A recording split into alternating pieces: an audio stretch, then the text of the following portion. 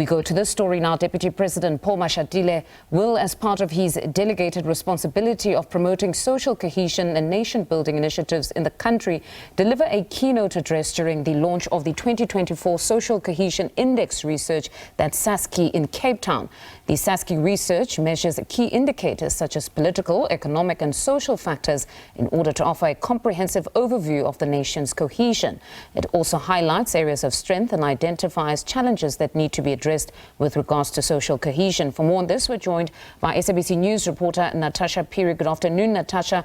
So the Social Cohesion Index will be launched a bit later on today, with the Deputy President expected to deliver that keynote address. Let's start firstly by unpacking what exactly is the Social Cohesion Index?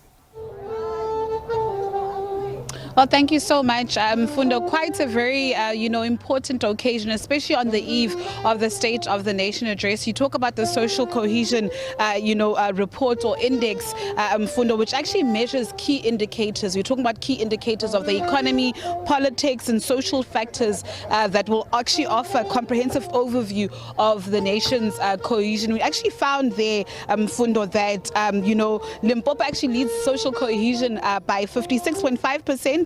And while KZN actually scores 49.6 points. And, we spoke, I beg your pardon, to the CEO of the Inclusive Society earlier on, Institute, Mr. Daryl Swanepoel, and he had cited that key amongst these issues or challenges to social cohesion in the country is the issue of social cohesion. He actually underscored a very important point, saying that there cannot be any economic growth or inclusive job creation, Fundo, if there is no social cohesion. Now then, this speaks to the main priorities of the State of the Nation address. If you'd remember last year, I want to take you back to the opening of Parliament last year, where President Cyril Ramaphosa had said that key priorities for the government of national unity for the next 5 years is inclusive growth, creation of jobs, and of course that developing a capable and developmental state. So these things should actually speak and translate to the SONA that will be taking place tomorrow. But it also happens at a critical year where the national dialogue is expected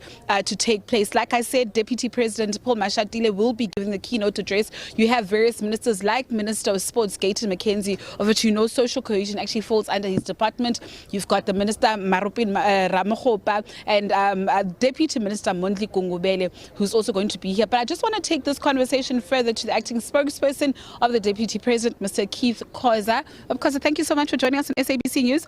Do you agree with Mr. Swanepoel, where he says there cannot be any, economic growth if there is no social cohesion? Social cohesion as a concept and as a practice is meant to provide stability in the country, tolerance, and a sense of purpose of the people of the country to work in the same direction. Now, any economy will not function properly if there is a discord in the national outlook, when the levels of patriotism are low, creates despondence and so on.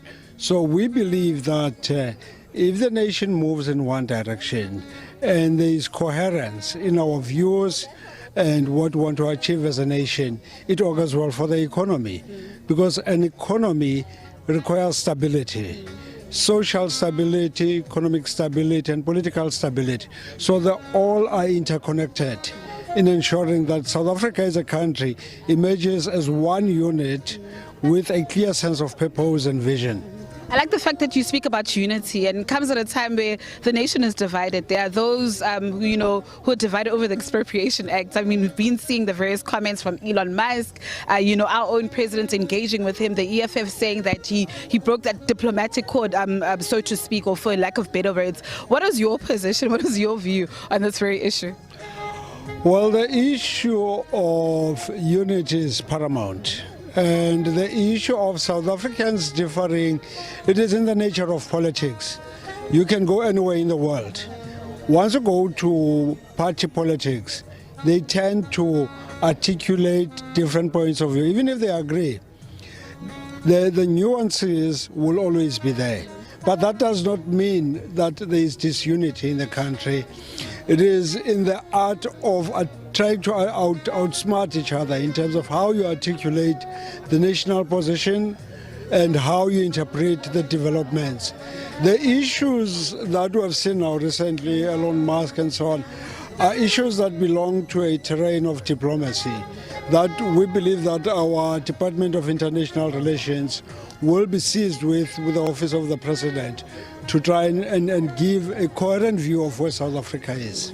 Lastly, perhaps your expectations from the State of the Nation address. Yes, the Government of National Unity has prioritized certain things, but what more do you think South Africans could expect? Well, a clearer vision on key issues. Remember that there is a statement of intent that goes into the economy, into stability of the country, in a functional state and so on.